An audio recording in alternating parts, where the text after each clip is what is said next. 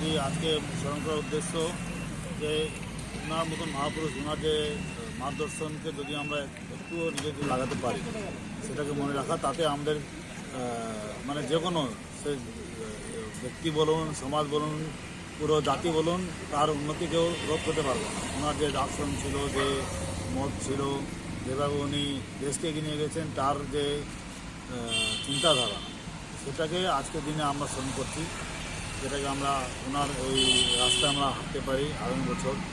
এবং সুন্দরভাবে ওনার যে ছিল আর উপদেশগুলো ছিল, সেটাকে আমাদের জীবনে, আমাদের জেলায় নামাতে পারি, এটা হচ্ছে আজকে।